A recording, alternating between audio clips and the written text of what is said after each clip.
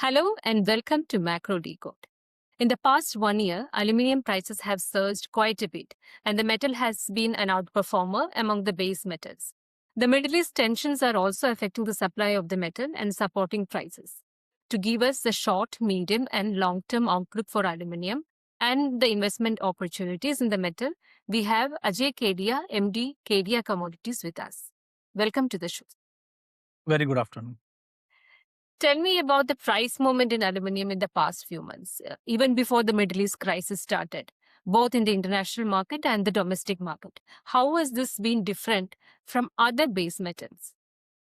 So, if we see last 1 year, aluminum prices has gained by almost 25%.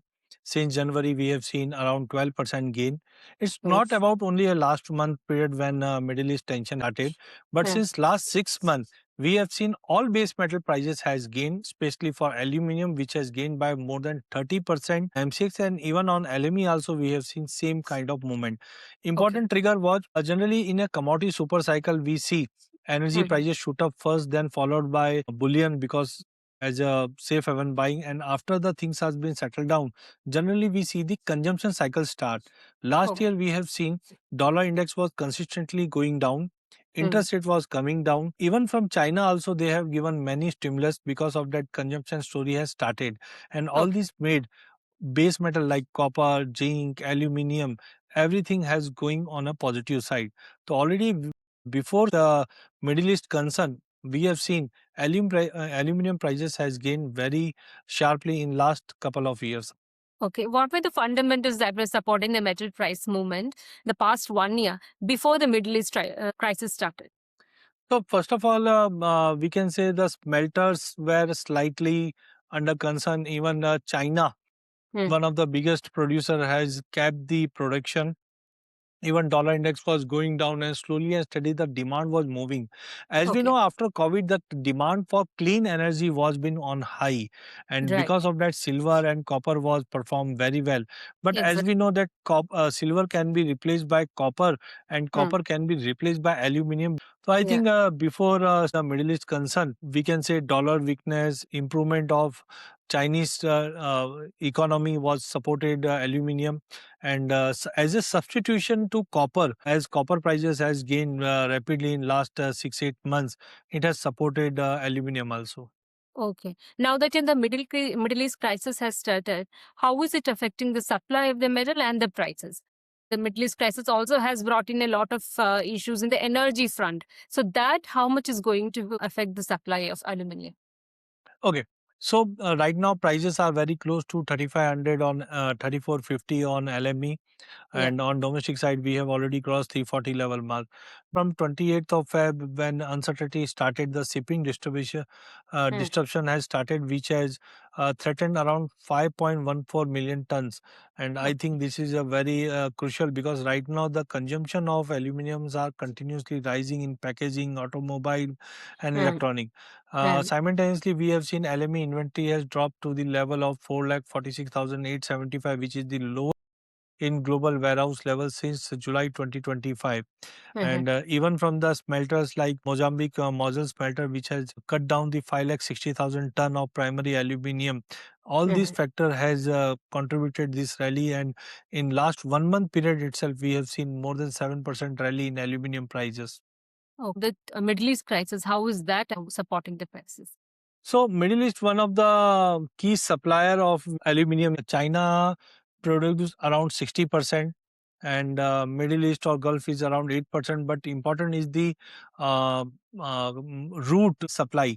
So here we Okay. have seen Middle East tension. As soon as it started, the aluminium supply Hmm. has been slightly concerned, because China has already capped its capacity. So one side China or Mozambique supply was totally capped, and on the other side Gulf aluminium export has totally stopped because of Strait of Hormuz. Gulf Hmm. region account for 9 to 9.5% of global aluminium production also. So the rise of global aluminium prices and bauxite prices has contributed this rally. So I Hmm. think Gulf produce almost 6.5 million tons of aluminium annually, with 5.5 million ton of export. So Mhm. overall, I think the supply from Middle East and the sea route has been critical route has been disturbed, and that is why we have seen the resultant prices has moved. Okay, okay. So you mentioned about, the increase in consumption after the COVID, several sectors has been actually using more aluminum or replacing copper with aluminum. Which are the industries that will be get affected if aluminum prices are going up further? So, as we know, aluminum is not a commodity which is being used in a single sector. It has been widely used in packaging industry nowadays, and even automobile industry. Third, we are seeing electrical usage of aluminum is consistently rising, and basically, I think the demand from the EV side is increased. So, I think all this industry will be hampered because of this rising aluminum prices, or we can say supply short will impact these industries. Okay, okay. What about China and Indonesia? Are they supplying more to plug the gap from the Middle East? See, already we don't see immediately China would be opening up with this capacity Mm, as of now because of environment concern. And secondly, Mozambique, South 32 is again a bigger producer. So I think mm, it will take time, at least a couple of months to resettle. As of now, important would be the sea route to be open. Then things would be favorable because we have EGA in UAE, we have Alba in Bahrain, we mhm. have Aden Aluminium in Saudi, and Okay, Quatlam in Qatar. So all these are totally exposed to Hormuz shipment issue, and that is why prices has gone up. So I don't think China and Indonesia immediately can support the supply side. okay. We have been hearing a lot about, Tesla's usage of aluminum. Tesla, I mean, the stories also say that Tesla is working on aluminum ion batteries for its electric vehicles. Has the company confirmed such kind of report? If yes, how much progress has Tesla made on this? And how is it going to influence the aluminum prices in the long term? So I think Tesla has already signaled that they are moving towards a low carbon aluminum offtake, and you can just understand the cost of lithium is too high right now. Yeah. As of now, if we calculate difference between lithium prices and aluminum prices is vast. Around 16,000 is the price for lithium and around 3,400 for so I think slowly and steadily things would be moving towards aluminum because supply has been quite good.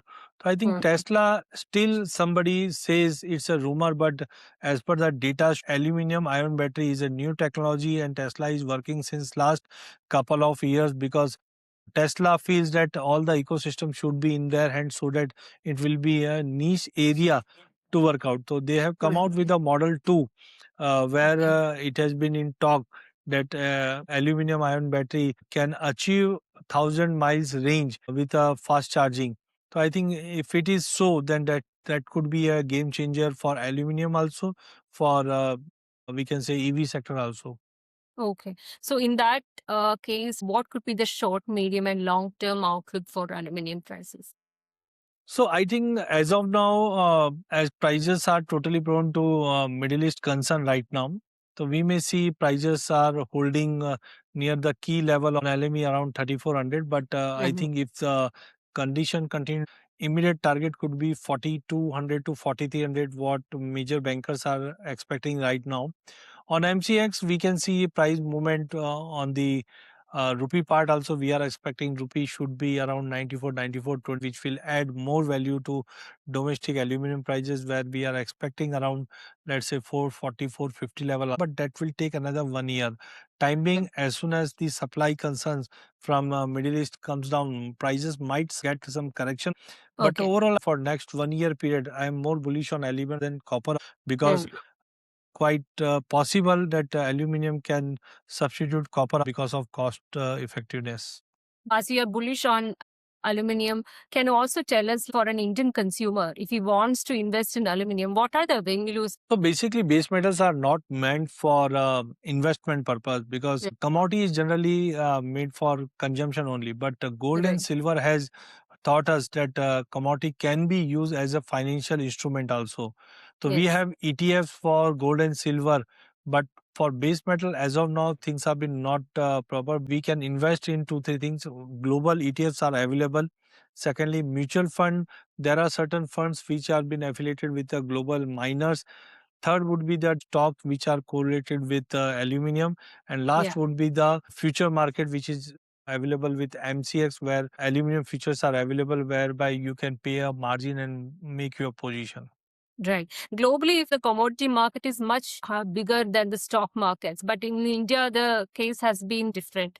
So, don't you think we need more revenues and more asset classes where we can invest in commodities? Yeah, you are true. See, what is the irony going on? In equity market, we first started with the cash market, then we started with future, then we started option. Yeah. But over here in Indian market, cash market is what we buy and sell in physical market. But that was totally unorganized. And as soon as a future market started, people Hmm. started making position on future market also. But I think the alignment between spot and future is required. Then only we can see the volume and financial product need to be redeveloped, because as of Yes. now for commodity we don't have such product compared to Yeah. international market. ETF we should have a multi asset product. Now with the entry of AIF, SIF, till now in India we used to consume commodity, but this is the time we should look for commodity as an investment also. So that was Ajay Kedia, MD of Kedia Commodities, talking to us on aluminium prices and the short, medium outlook for aluminium. Thank you for joining me in this show. Thank you so much.